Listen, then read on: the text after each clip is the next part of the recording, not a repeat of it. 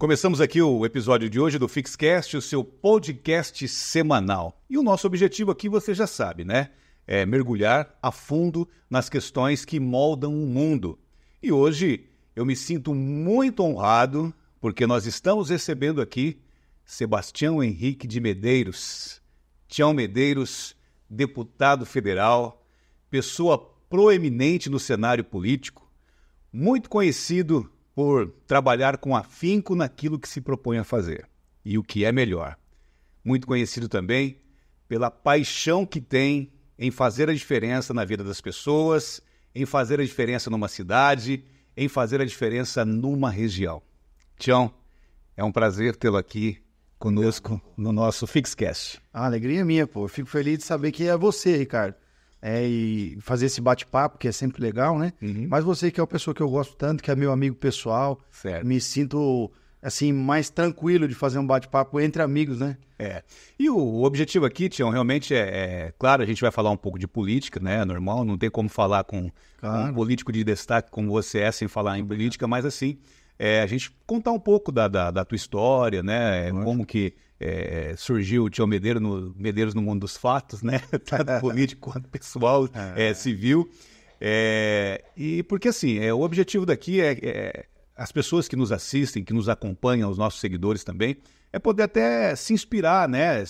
As pessoas que vêm aqui, as mentes brilhantes que a gente chama aqui, poder passar esse recado para que as pessoas que estão assistindo também possam se inspirar. E você, com certeza, é um modelo de inspiração para todos nós, para toda a nossa região, para o nosso Paraná, para o nosso Brasil, Tião.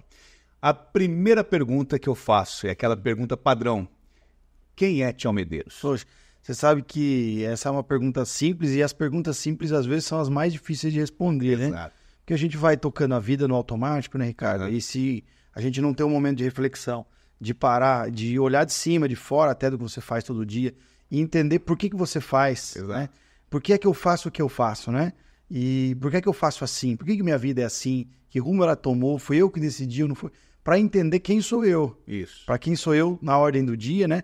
E aí eu já estou com 41 anos, né? Então eu faço já essa reflexão e faço muito isso para entender por que é que eu faço o que eu faço, né? Bom, eu, Ricardo, você sabe que eu sou aqui de Paranavaí, sou nascido aqui. Acabei tendo a oportunidade de estudar fora, morar fora. E eu enxerguei na política uma história, uma oportunidade muito legal, né? De trabalhar, também de se tornar conhecido, né? De ganhar e de andar muito. Porque foi algo que sempre me encantou, foi conhecer coisas novas, conhecer uma cidade diferente. Sempre estava aqui em Paranavaí, mas às vezes você ia ali em Maringá, você fala, nossa, como é diferente. E em Cianorte, fala, meu Deus, é totalmente diferente. Vai lá em Umuarama. Então, isso foi uma coisa que sempre me agradou. Ir para outros lugares, entender, conhecer. E a política também me propiciou tudo isso. Certo. Mas óbvio que quando eu entendi que eu tinha uma possibilidade de servir muito grande, então ali eu entendi que cabia. Eu ia unir o que era meu sonho, meu desejo, algo que eu gostava, com algo que era prazeroso e que me honrava, que era ajudar as pessoas na política, né? E a política ajuda mesmo. Sim. Se ela for bem executada, ela é transformadora, assim, muito legal, né? E aí eu falei, olha, isso aqui combina comigo. Olha que bacana. Combina comigo, esse negócio é legal. Depois você vai descobrindo que nem tudo são flores, nem é tão simples, mas assim, que de fato é prazeroso, é muito legal, é muito prazeroso você poder conhecer culturas, realidades, lugares, experiências que deram certo em lugares diferentes, experiências que também não deram certo, que servem de ensinamento. Então, isso aí foi algo que, essa dinâmica me encantou e eu me enxerguei muito aí.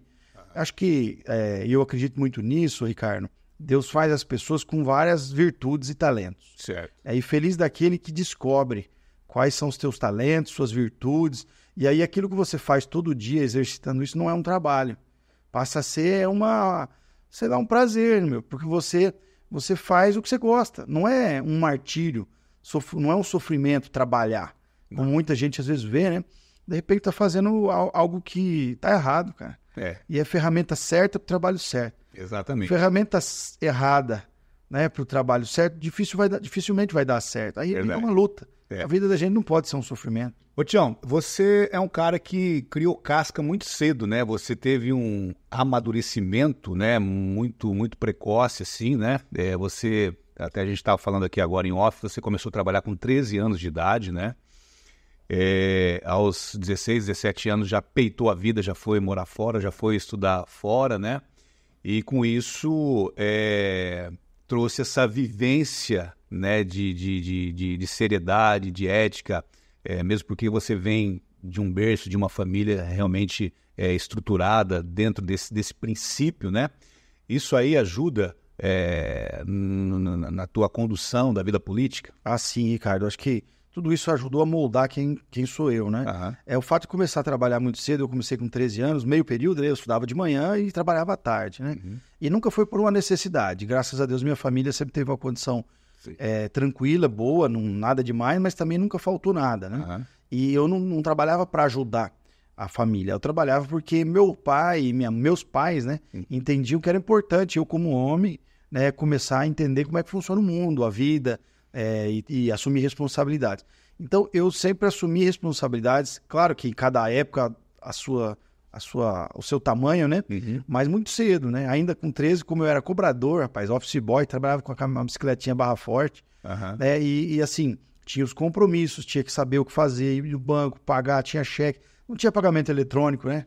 Isso era, eu sou de 83, eu tinha 13, era 96, né? Na metade dos anos 90. Exatamente. Então... Era tudo analógico. Tudo, né? Analógico, não tinha nada eletrônico, digital e tal, que é outro mundo hoje. Então, de repente, a galera mais jovem que vai estar ouvindo vai falar, o que é cobrador, né? Como é que é o office boy? Fazia o quê? Porque hoje você faz tudo digital, cara. O banco tá no teu celular. Mas não era assim, né? Eu tinha um malote, cara, que ia pro banco e eu tinha a responsabilidade de pagar. E tinha vários bancos, você tinha filas diferentes. O Banco do Brasil era uma, Caixa Econômica era uma novela, uma fila enorme. Acho que não mudou, né? Deu uma melhorada aí por causa dos aplicativos e tal. Exato. Mas a Caixa continua com aquela fila terrível.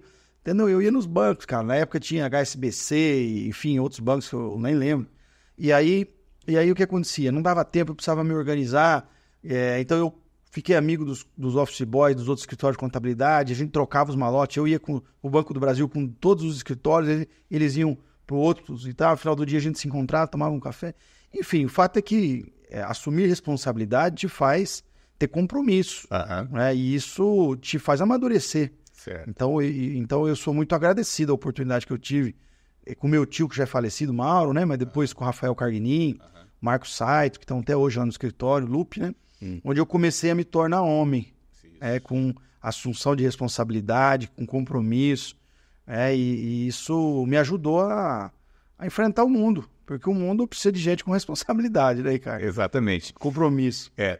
Ô, Tião, a gente vê hoje, normalmente, as pessoas que ingressam na política vêm de uma descendência, ou porque o tio é político, o pai, o avô, ou um parente. Na tua família, assim, não tem ninguém político, você é o primeiro. O que te motivou ir para a política, além do fato de você falar que combinou com você o servir, né? E a história de andar, de conhecer novos lugares, mas também agregado a isso, o servir. Teve algo além disso, ou alguém que te inspirou a entrar no cenário político? São várias coisas que se somam. Teve sim, cara, né? Como é que são as coisas? Eu sempre gostei. Na verdade, cara, o primeiro despertar, assim, primeira vez que eu tenho memória comigo de que eu fui ver o que era política, foi numa excursão, né, do terceirão. Certo. Ou era do final do segundo grau, no terceirão na época, né? Hoje ensino médio. Isso.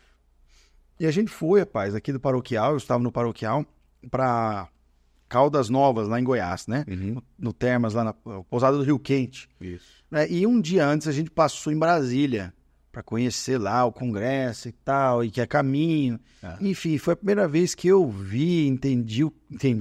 Foi a primeira vez que eu tive um insight do que faz um deputado, o que faz um senador, ainda muito superficialmente, mas foi a primeira vez que eu falei, nossa, que legal, né? Capital Federal, então é aqui que ficam eles, e o que eles fazem. Cada estado tem os seus representantes e tal. e de acordo com a população, e eles fazem isso, aquilo, as leis, o comportamento que a gente tem, que é regido pelas leis, são feitas lá e tal.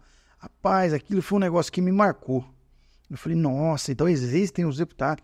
Assim, porque eu não tinha relação, né, Ricardo? Sim, claro. E aí eu voltei e falei, nossa, mas eu tenho interesse, eu vou ser um deputado ainda, né? Olha aí. E daquela época, rapaz, sei lá, quando eu tinha uns 14, eu acho. Olha aí. 15. E aí minha mãe falou assim, meu filho, que bom, né?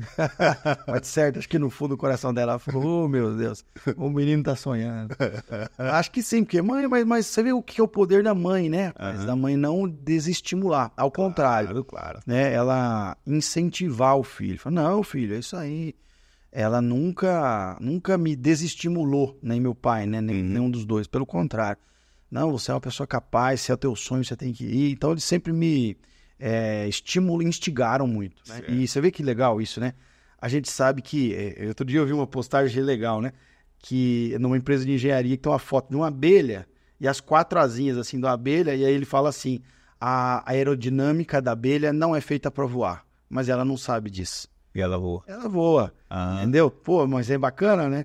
Então, assim, diz que... Também tem uma história que é verídica, que o Einstein estava... ele, obviamente, com QI extremamente elevado, superdotação, né?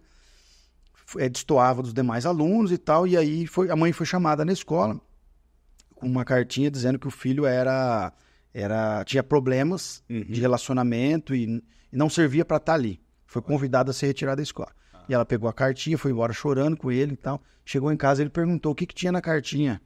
Aí a mãe disse assim, a cartinha da professora está dizendo, filho, que você é muito, muito à frente dos outros alunos e por isso a gente precisa estudar em casa. Olha aí. Você é muito... Ela nunca disse que... Exatamente. Você veja que legal. Não trouxe o problema para ele, trouxe um estímulo. Então, a importância dos pais na primeira infância e depois na segunda, na adolescência, sempre estimularem as crianças, primeiro, a sonhar e, claro, fazer jus aos seus sonhos e mostrar a realidade que para alcançá-los é preciso ter um trabalho muito grande, estudar, se dedicar ou focar naquilo que você faz. Se for um atleta, se for um empresário, não importa, né?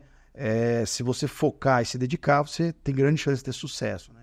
Perseguir aquilo que você sonha. Verdade. Então, acho que foi um pouco disso, Ricardo. E aí, esse sonho nasceu lá atrás. Aí, quando eu fui fazer faculdade em Curitiba, rapaz, tinha uma prova de estágio na Assembleia. Aí eu fiz, porque eu estudava com um filho de um deputado, né? Certo. E aí, ele me falou, vai ter uma prova de estágio, você não quer fazer? Eu falei, eu vou fazer. Fiz e passei, em último lugar. Quando o cara não era, sabe assim, o último do último fui eu. Passei no final, no fundão. No fundão. O último da lista. Não, e daí você não sabe. Mas passou, né? Não, passei. No finalzinho, mas passei na rapa. Aí eu era aluno do fundão, do meião lá, nunca fui da ponta, também nunca fui ruim, mas sempre fui mediano. Assim. Certo. Aí, cara, fiz a provinha e passei. Passei e comecei a fazer estágio na Assembleia. E daí foi o meu primeiro contato verdadeiro com a política, assim, sabe? Foi muito real, mesmo, né? Estagiário e tal. Foi aí que eu conheci o Durval Amaral, que foi meu grande padrinho e incentivador político, né? Aí já na fase adulta, óbvio, né? Certo. Quando eu me formei em Direito e tal, fui trabalhar com ele, a gente já tinha criado uma relação, eu desde estagiário, né? E ele foi uma pessoa que na política me inspirou muito, né? Muito trabalhador, muito inteligente, sagaz, um cara acima da média. E aí eu entendi que o cara, para ser deputado, só precisava ter voto. Eu já falei isso, você já sabe disso, você já me ouviu. Mas é legal falar isso. Vou falar pro povo aí.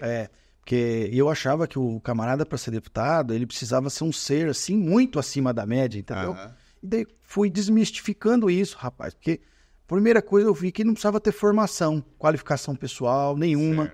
Né? O que, na minha opinião, é um grande equívoco, né? Claro. Embora sem querer tirar as habilidades e a capacidade daquele que não se informou, quem tem mais instrução e formação tem mais chance de acertar. Sim. Então, acho que é importante formação, né? Mas, enfim, e aí fui descobrindo que a realidade era muito diferente, que tinha perfil de deputado lá que não tinha nada a ver, e o cara disputou uma eleição e ganhou, doutor. O cara, me lembro lá, um que era vendedor de bilhete, cara, em Cascavel, gente fina demais, meu amigo, depois ficamos amigos. Acabamos sendo deputado um mandato juntos, né? Mas ele não tinha, ele era vendedor de bilhete de Mega Sena. E aí ficou famoso, virou vereador lá em Cascavel e virou deputado, cara. Mas por quê? O que todos eles tinham em comum eles disputaram as eleições. Tinham coragem de enfrentar o povo, de pedir voto, Sim. de assumir compromisso. Então eu fui entendendo que eu me sentia capaz também. Claro. Porque eu achei que antes essas pessoas eram muito acima da minha capacidade e eu descobri que não. Eu descobri que eles tiveram foi coragem. Muita coragem, né? Coragem, sim. Todos eles não tem covarde assim lá. Senão você não disputa uma eleição. Claro. Né? Porque o cara que fica só no sofá de casa reclamando e não tem coragem de sair, acordar, enfrentar e fazer alguma coisa, esse cara é um perfil. O camarada que vai pra política, ele tem que ter coragem. Esse é o primeiro ponto, né? E aí, meu amigo, aí eu falei, não, coragem eu também tenho. Claro. Eu sou pequenininho, mas sou corajoso.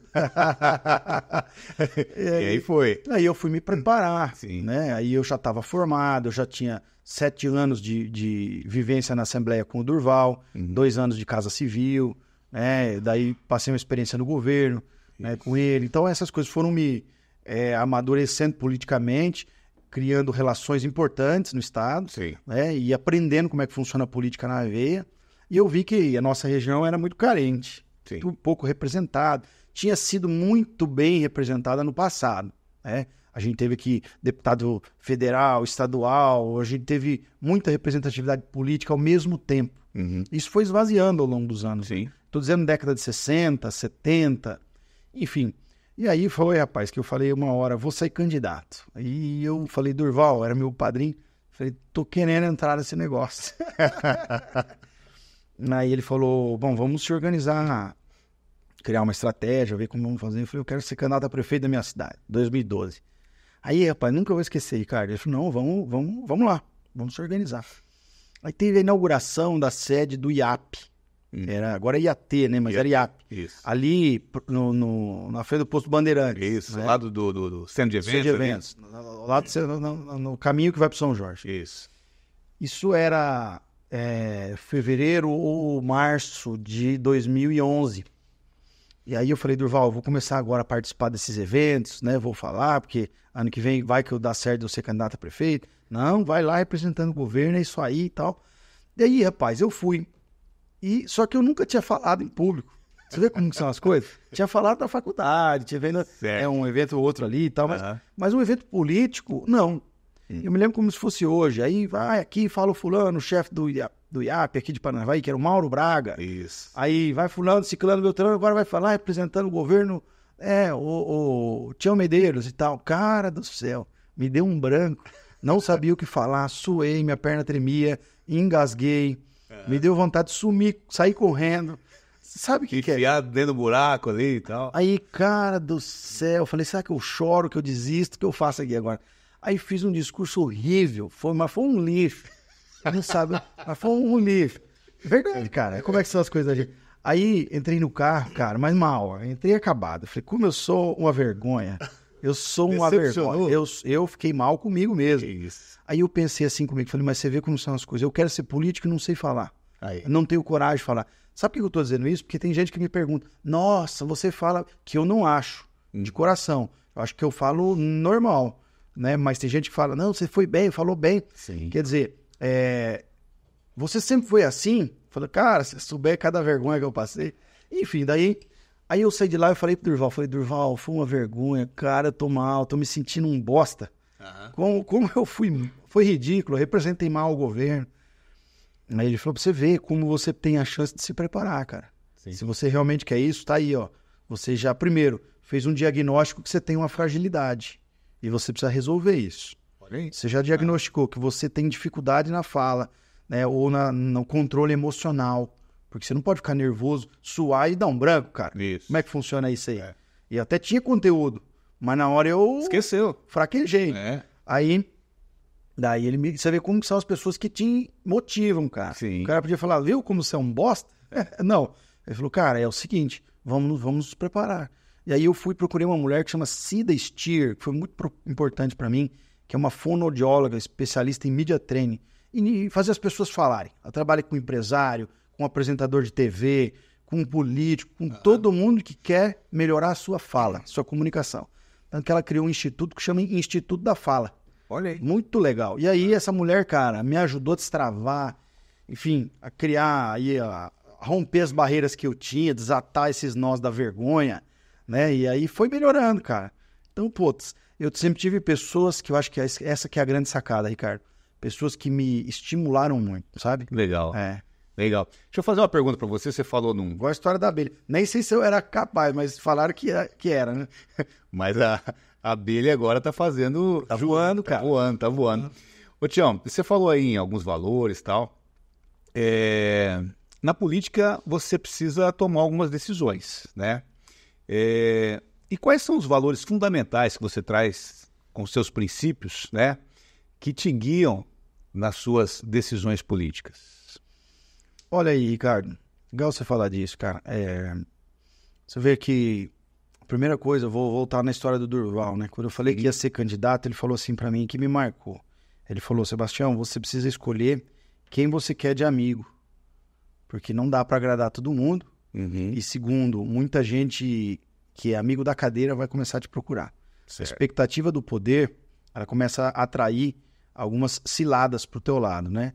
Então, a primeira delas que te procura é lógico, né? Eu não digo que é a primeira, mas ela seguramente vai te procurar, é o crime. Né? Sim. O crime procura. O camarada quer que você troque o delegado, você troque o chefe da polícia aqui, o comandante do 8º Batalhão. Por quê? Porque ele tem algum tipo de interesse escuso. Né? Então, assim, primeiro é saber assim, que valores você tem que são inegociáveis. Certo. Né? Vale tudo na tua vida para você alcançar o seu objetivo? Não. Vale o esforço. Eu quero esse sim. Todo esforço sim. Agora, vale, como popularmente a gente fala, vender a alma pro diabo? Para mim não vale. Né? Acho que então, primeiro, essa clareza de o que você quer para a tua vida, né? Você quer trazer que tipo de pessoas do teu lado, né? Então, algumas coisas são inegociáveis. Envolvimento com o crime, dinheiro público. Se envolver com dinheiro público. Também é outra coisa que não dá para dizer que não existe. Existe. Existe muita tentativa de sedução, né? Porque os vendedores de milagre eles sempre aparecem, mas isso é em qualquer área. E na política também. Então, assim, outra coisa, eu não faço negócio com a vida pública, né? Uma coisa é a política, são as emendas, os recursos. Outra coisa é a minha vida particular, a advocacia, uma fazenda e tal. Então, eu não misturo, né? Porque eu acho que quem pensa politicamente não pode pensar financeiramente no mesmo mandato. Não dá, são coisas que não misturam. Isso foi um aprendizado muito grande, né? E entender, Ricardo, que embora você tenha que se relacionar com todo mundo, as pessoas que te procuram têm propósitos diferentes. Quando você tem alinhamento de propósito, dá certo. Quando você tem desalinhado do propósito com aquela pessoa, aí não dá certo. Então é isso, saber quem é você e o que você quer para a tua vida, né? Legal. Saber se vale tudo ou não vale. Legal. Não vale, né? Ô, Tião, me fala uma outra coisa. A gente vê você trabalhar, você teve 2 mandatos como deputado estadual, agora está exercendo já o primeiro como deputado federal. E a gente sabe que em toda seara, né, tem aí a questão de alguns desafios, principalmente no começo, né? Você se lembra de algum desafio que você teve lá no início, né? Se foi no período de eleição ou se já foi quando eleito, 1 ou 2 desafios, ou se não teve, e se teve, como você superou isso? Na primeira eleição? Quando você começou a sua vida política. Olha, cara, quando eu fiz a minha primeira eleição em 2014, foi muito leve, né? Embora muito trabalhosa, porque você tem que conversar, andar muito, as pessoas não me conheciam, quem é você? Hoje é diferente. Eu tenho já um nome, uma história, uma região que eu trabalho, então qualquer lugar desta região, né, claro, que eu vá, as pessoas sabem quem eu sou, já tenho uma relação, então beleza. Mas lá atrás não era assim. Né? Imagina, 2014, então 10 anos atrás, né? Isso. Então, olha pra você com uma certa desconfiança. 31 anos na época? 30 anos, menino e tal. Quem que esse menino quer com a política aí, tal, um aventureiro, ou sei lá, um sonhador, qualquer coisa do tipo. Então, primeiro essa desconfiança, enfrentar essa desconfiança não é um negócio fácil, mas é natural. Então eu aceitava com muita humildade, sempre aceitei a desconfiança dos outros, porque é natural isso, né? Mas eu tive um grande desafio depois, cara, de eleito. Então a campanha foi muito prazerosa. Certo. Porque a primeira eleição você vende uma expectativa de mudança. Sim. Um sonho, um projeto, e a pessoa embarca no teu sonho, no teu projeto, tá com você. Mas daí quando eu ganhei, cara, acho que agora as pessoas vão se lembrar disso, começo de 2015, o governo do estado estava passando por uma dificuldade financeira muito grande. Verdade. E aí a gente teve um problema de movimentação de massa pendular do fundo financeiro para o fundo previdenciário. O que é isso aí para traduzir para o povo? Quando veio a Constituição de 88, o Estado tinha 60 mil funcionários que era seletista, CLT, carteira de trabalho.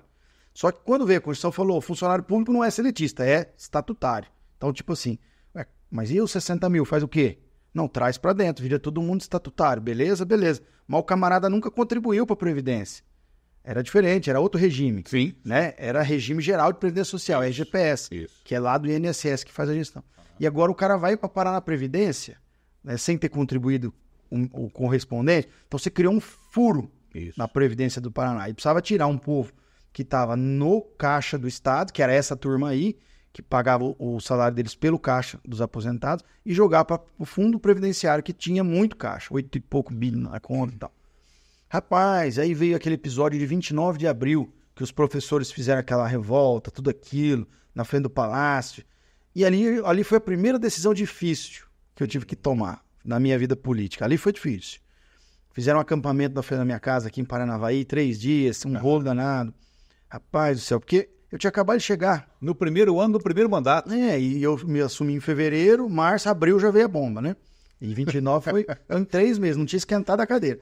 Rapaz, a impressão que eu tinha era a seguinte, que eu cheguei num baile, vai vendo, pensa isso que eu vou falar, calcula, chegou num baile, todo mundo dançando, feliz, dali a pouco tem uma briga, e você chega na hora da briga.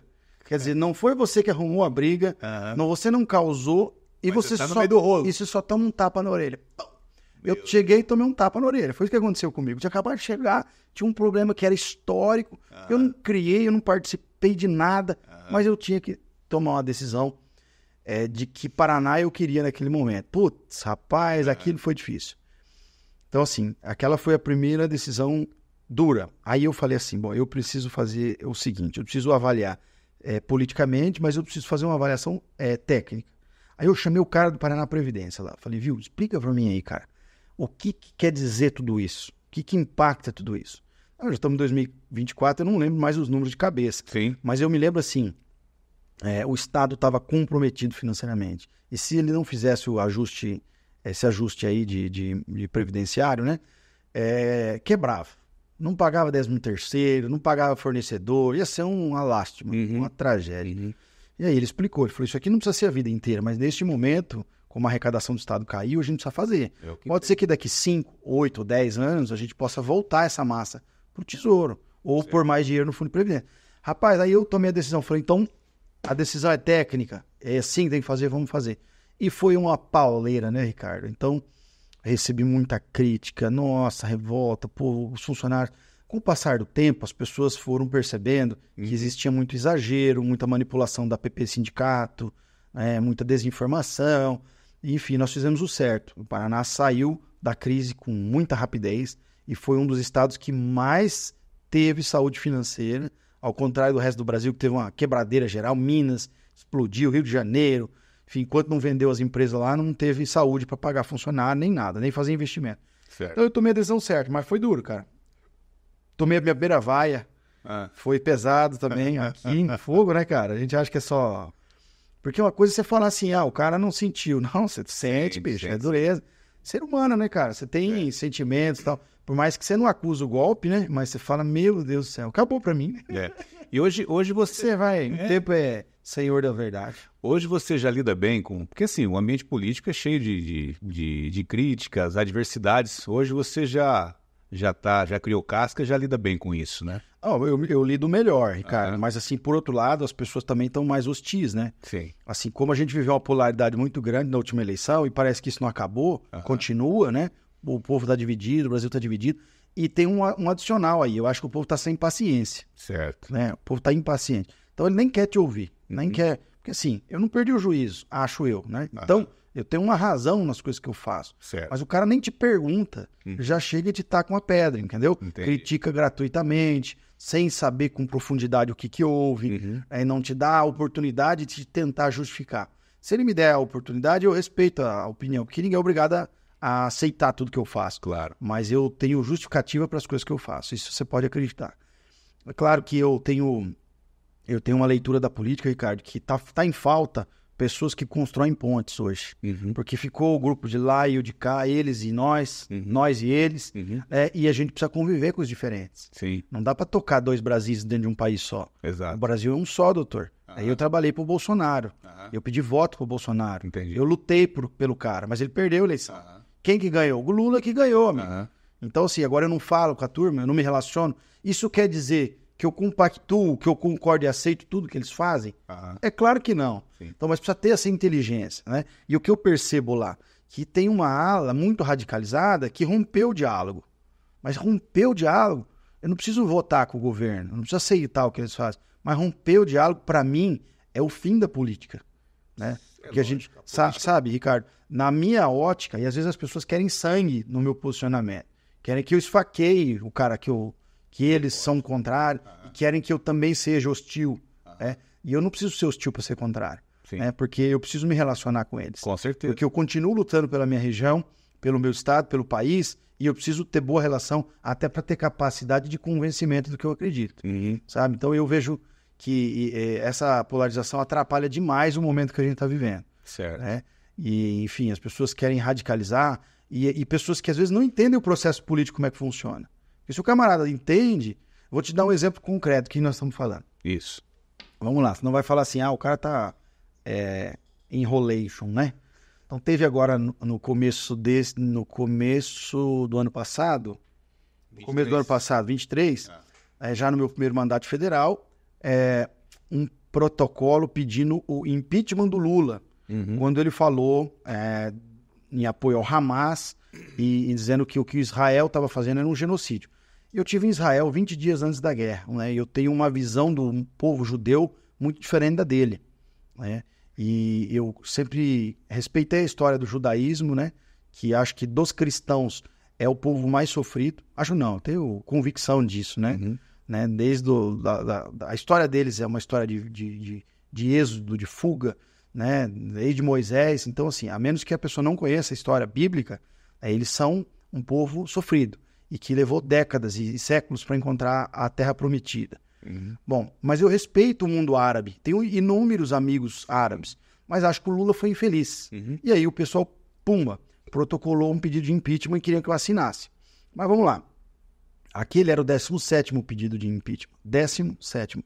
E aí queria que tivesse mais assinaturas. Impeachment não é PEC, que precisa de propósito de emenda à Constituição, que precisa ter quórum de assinaturas. Basta uma. Se você, Ricardo Menini, propor uma denúncia lá, ela vai ser recebida lá. Só que a discricionariedade, a decisão de quem pauta para julgar, para pôr para votar, é o presidente. Sim. Ou ele põe na gaveta, né, e já tem 17 na gaveta. Aí eu assino a CPI para atender o anseio da população e rompo a relação com o governo. E eu torcendo e brigando e lutando para vir um curso de medicina para Paranavaí, para vir a duplicação para a região, para vir o dinheiro para Santa Casa que está quebrada aqui em Paranavaí. Ou tem alguém que acha que as coisas caem do céu aqui? Não tem, doutor. Eu preciso de dinheiro na Santa Casa. Pingou 4 milhões agora. Pergunta pro Arraes, pro seu Renato, como é que tá fazendo para sobreviver. Se não pôr dinheiro da política, irmão, não funciona, não roda, fecha o hospital. Exato. Como tem um monte de estado fechando. Então eu mantenho o diálogo, mantenho a relação, porque eu também preciso do governo. Claro. E eu sei, eu tenho clareza, eu não sou um imbecil que vive de rede social só. Não que os que vivam sejam imbecis, mas alguns são. Sim. Tem alguns que são. Porque daí o cara quer jogar pra torcida, quer lacrar, e não tá nem aí, com a base dele, porque ele faz voto na internet. Eu sei como é que funciona, quantos leitos tem aqui. Eu tenho compromisso com a minha região. Entendeu, Ricardo? Então eu preciso do governo também. Preciso manter o diálogo. Claro. E volto a dizer, nem por isso, e isso não quer dizer que eu compactuo, cara. É aí que as pessoas estão dizendo, ou é eles ou é você. Ou nós ou eles. Como é que você votou pela reforma administrativa? Ué, o cara não ganhou a eleição? Ele não tem direito de montar o governo dele? Sim. Agora, você acha que eu vou votar pauta ideológica? Você acha que eu vou votar alguma coisa a favor do aborto? Se eu tenho formação cristã em que eu acredito nisso? Eu não vou, cara. Isso é inegociável para mim. Entendeu, Ricardo? Então, assim, eu dou uma série de exemplos, né? Eu defendo muito o agronegócio, a agroatividade. Sim. Né? Então, a gente tem um conflito permanente com as posições do governo. Então, cara, a política tá faltando esse perfil, na minha ótica, de gente que constrói pontes com os diferentes. Se relaciona com aqueles que você... Porque pregar para convertido é fácil. Falar com o cara que já acredita no que você está falando é moleza, doutor. Sim. O duro é você convencer aquele que não concorda com você. Exatamente. Aí você tem que ser fera. Ô Tião, nós estamos aqui nas modernas instalações dos estúdios da Fix Invest, né? Fix Cash. E a gente sempre procura abordar aqui com os nossos convidados também a questão do empreendedorismo, né? Então, tem várias pessoas que vieram aqui, são empresários de sucesso, pessoas que já têm aí uma vida tranquila dentro da atividade que desenvolve. E falando agora em empreendedorismo, como é que você vê hoje a política ajudando ou incentivando o empreendedorismo? Isso a nível de Brasil, na tua ótica aí, como é que você vê isso aí? Olha, a gente está vivendo uma crise de interesse pelo empreendedorismo, né, Ricardo? E eu vejo agora até nascendo lá um movimento capitaneado, acho que pela CNI, Confederação Nacional da Indústria, né? Para estimular as pessoas a empreender, a fazer o seu próprio negócio, a ter coragem. Porque no Brasil não é fácil, né? A regra aqui muda no meio do jogo, né? Não é uma coisa séria. E, enfim, o nosso grande desafio é trazer o que o povo fala e tentar traduzir isso de maneira simples, que é a segurança jurídica. É saber quando você planeja o seu negócio, você pode saber que a regra é a mesma do começo, no meio e no fim. Né? E que você não vai ser surpreendido no meio do caminho com a mudança. Falar, isso aí agora não vale mais, esquece, você quebrou. Não pode. Isso aqui me inviabiliza ou estimula, enfim. Então tem que ter estabilidade, previsibilidade e segurança nas relações jurídicas e que permitam às pessoas empreender. Então existe essa escassez e isso é muito ruim, porque não existe dinheiro público, existe só dinheiro privado, que você paga um quinhão, uma parcelinha do teu imposto, aí ele vai para o cofre do governo. Então o governo não fabrica dinheiro, quem fabrica é o empreendedor. E esse cara aqui precisa ser estimulado, né? É esse sujeito que gera o emprego, que gera o imposto, que gera a economia, que gera e gira a roda da economia, e é ele que também é objeto do nosso trabalho. E eu estou vendo que as pessoas já sentiram que há um desinteresse do brasileiro por empreender. E isso é muito ruim, isso empobrece o futuro da sociedade, né? Então a gente precisa inverter essa lógica, Ricardo. Como fazer? Não existe uma solução simples, nenhuma resposta única, mas eu te diria que a primeira delas é dar estabilidade jurídica para quem quer empreender. E a segunda é crédito barato. Dinheiro tem que ser barato. Dinheiro caro não dá. E o governo não pode ser agiota de empresa, nem de produtor rural. O governo tem que subsidiar juro e dar dinheiro barato para quem quer empreender. É isso que eu acredito. E o agronegócio hoje? Como é que você vê o agronegócio no Brasil? Rapaz, aí dá um podcast grande, hein? É umas 3 horas de podcast. É muito legal falar disso aí. É porque, assim, também é muito desafiador, não é um negócio simples. Certo. É porque o agronegócio é o que... É muito... É o que movimenta, né? Hoje sim, né, Ricardo? Mas nem sempre foi assim. Eu até dizia para Faxina, que está aqui comigo, no carro hoje, que o agronegócio deve a algumas figuras importantes aí muito crédito. O primeiro deles é a Embrapa. Certo. A Embrapa é a empresa que fez 50 anos agora, empresa brasileira de pesquisa que desenvolveu muitas variedades e cultivares de plantas que permitiram o Brasil chegar onde chegou, né, em áreas que antes não produziam, como o Cerrado brasileiro, variedades novas agora como o trigo que chegou no Cerrado, trigo do Cerrado, fez da agricultura brasileira a agricultura mais sustentável do mundo, mas isso não aconteceu por acaso. Então a Embrapa é uma empresa que mudou a agricultura no Brasil e o perfil da agricultura. Isso é muito legal. E eu tive o privilégio de ouvir uma palestra do ministro que criou a Alisson Paulinelli, a Embrapa, um pouquinho antes dele falecer, ano passado. E também o Henrique Pratini, de São Paulo, Luiz Fernando Pratini, o ministro que sucedeu o Paulinelli, que eles, naquele grupo lá atrás, disseram assim, o Brasil é tão grande, a gente precisa criar uma empresa que estude e desenvolva cultivares para o Brasil. Então, assim, como é que eles pensaram o Brasil do futuro? Cara, muito legal. E hoje nós chegamos com a Embrapa que fez a agricultura brasileira explodir. O Paraná é um celeiro. Sim. Aí eu dizia que a gente deve a duas coisas, né? Primeiro, a Embrapa. E segundo, ao agricultor brasileiro que nunca teve medo de ser agricultor. de empreender no negócio dele. Sim. Saiu, em boa parte, lá do Rio Grande do Sul, eu falava isso aí pro Faxina, a maior parte dos produtores vieram do Rio Grande do Sul. Subiram para Santa Catarina, depois para o Paraná, até porque metade do Paraná, quem conhece sabe que tem o Paraná Paulista, que é aqui onde nós estamos, que sofre influência e colonização de São Paulo, mas tem o Paraná Gaúcho, né, que é o oeste, sudoeste do Paraná, que é Cascavel, Toledo, lá embaixo, se você descer, Assis Chateaubriand, Lindoeste, Pato Branco, Beltrão. Doutor, o cara torce pro Inter e pro Grêmio. Exatamente. É outro Paraná. É o Paraná do Caroça, do Mate. Exatamente. Né? E isso é muito legal. E essa gauchada fez o Paraná se tornar também um estado muito agrícola. E também subiram pro Mato Grosso do Sul, pro Mato Grosso, pra Rondônia, pro Acre, pro Maranhão, pro Mato Piba todo, Maranhão, Tocantins, Piauí, Bahia. Outro dia eu fui em Tocantins, na Agrotins, na feira. Rapaz, o cara que produz mais lá, o Zezão do Maranhão, o Zezão tá em Balsas no Maranhão, mas estava na feira. Zezão, de onde é que você é? Sou de Santa Rosa, no Rio Grande. Olha aí. Então, doutor, essa gauchada abriu esse Brasil. E eu tô dizendo isso porque eles estão passando um momento tão difícil e tem brasileiro dizendo que não tem que ajudar, não. Tem que ajudar demais. Se a agricultura é o que é, a gente deve, em alguma medida, e boa parte disso, aos gaúchos. Claro que tem paulista, tem paranaense, tem gente de Minas, do Espírito Santo, tem capixaba também, que levou muito café para dentro desse Brasil, mas os gaúchos são predominantemente os que mais são agricultores nesse país. E a agricultura bombou, né, Ricardo? De anos para cá, levou o país...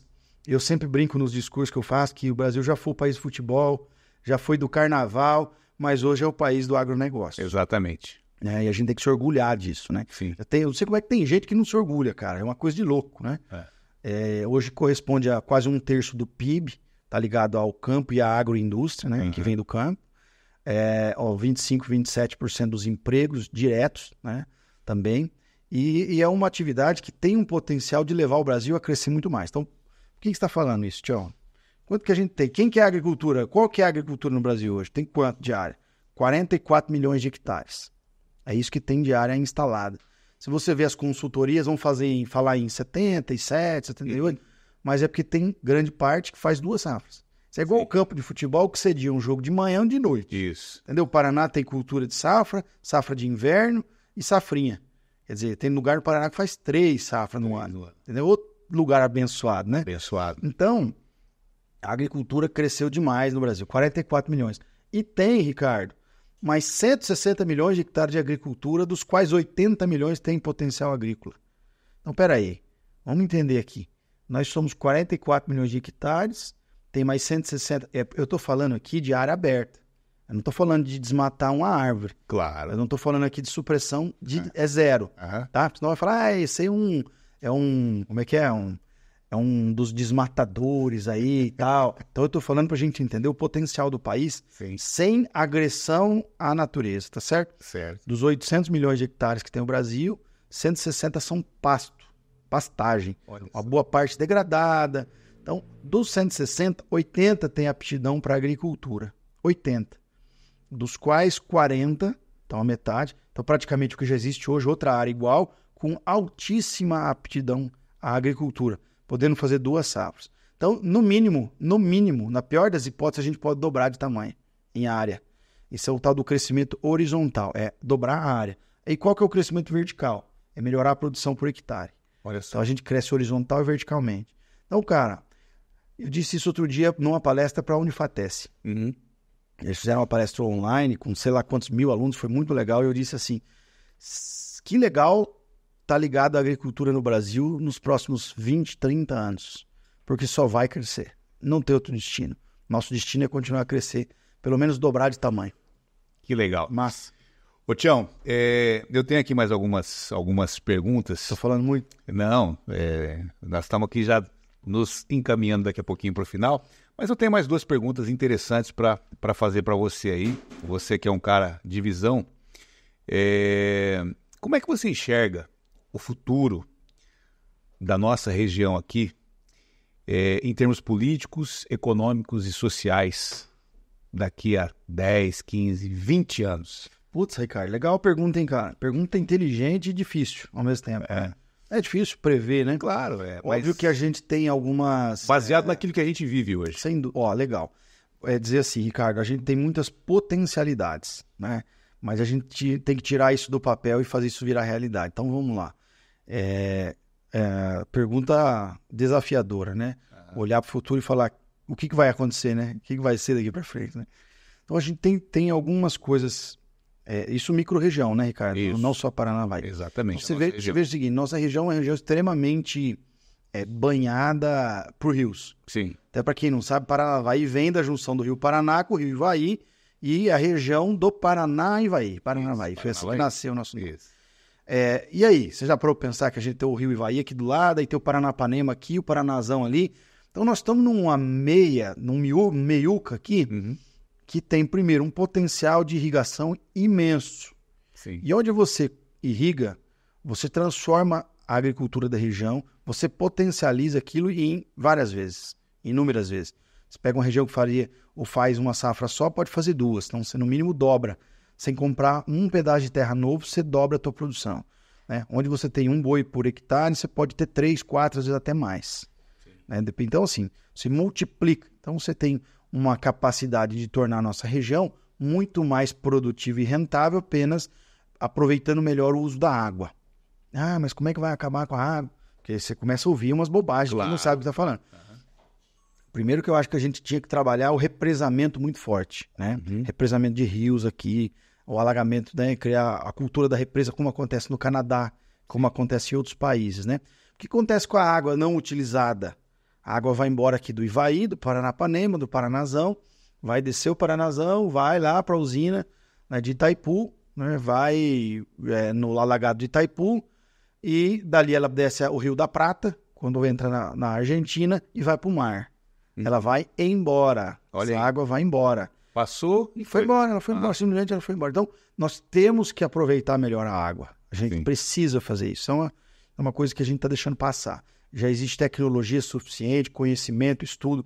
Inclusive em Israel, quando eu fui, a gente foi lá para entender, porque lá é o país que tem a maior tecnologia de irrigação do mundo.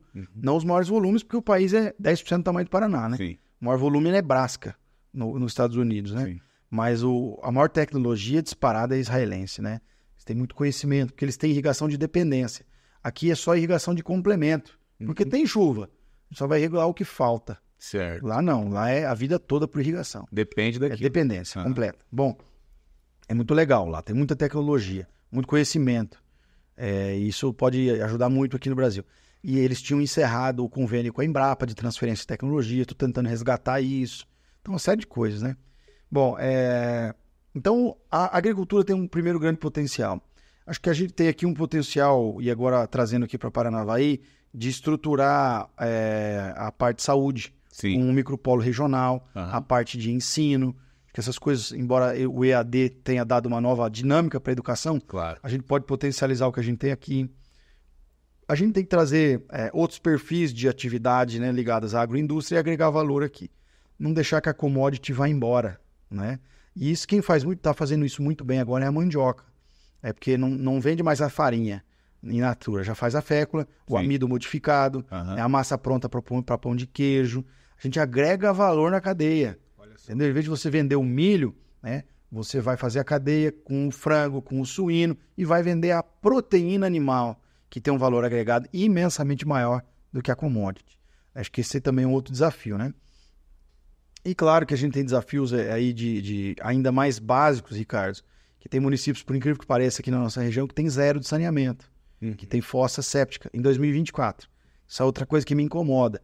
Tem municípios com 30% da área urbana com asfalto. Hoje eu tive em Mirador e a nossa parceria com o prefeito lá está fazendo o município sair de 30% para 90% da área municipal urbana com asfalto, com saneamento, com galeria, com esgotamento sanitário. Então, poxa vida, a gente precisa dar mais qualidade de vida e às vezes isso passa pelo básico. Querência do Norte é um município aqui com a pior condição de malha asfáltica. A cidade é terra. Então, assim, como é que você vai estimular uma pessoa dessa a querer sonhar com coisas melhores se ele não tem nenhum asfalto, se ele não tem nem saneamento, tem fossa na casa dele? Então, a gente está muito atrasado em algumas coisas ainda muito básicas.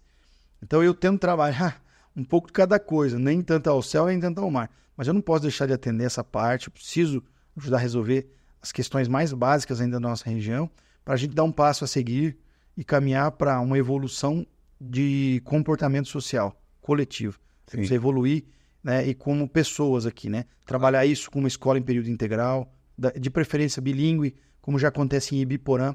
Primeiro exemplo bem sucedido do Estado. E eu levei a Adélia, a secretária aqui de Paranavaí, para lá, né? Para que ela conheça.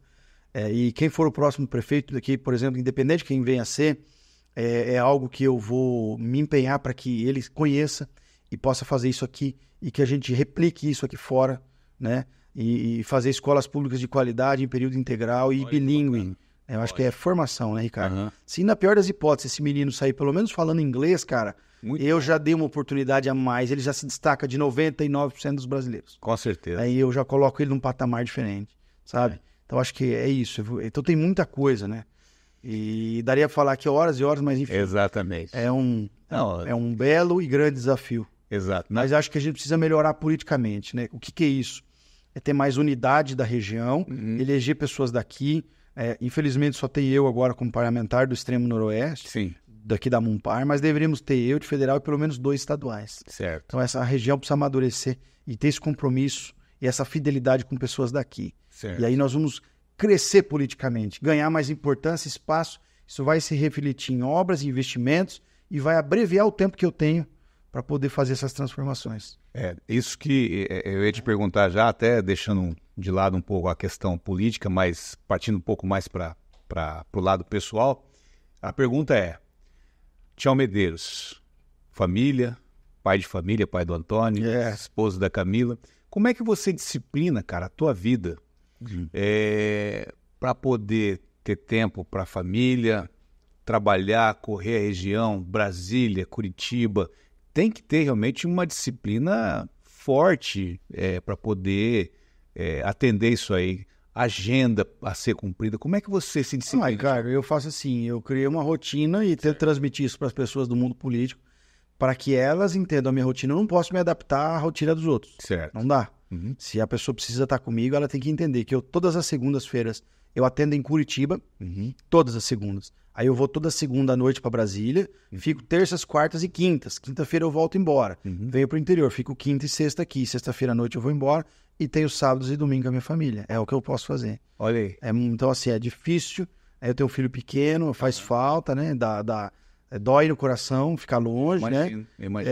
Mas é o compromisso que eu assumi e eu sabia do risco que era ter família e eu tenho o privilégio de ter a Camila que entende isso, né? Certo. E aceitou estar junto comigo nesse desafio. Ótimo. E se não fosse por ela, não daria, né? Porque você está fora de casa, você deixa a tua família, ela é uma pessoa equilibrada, entende isso.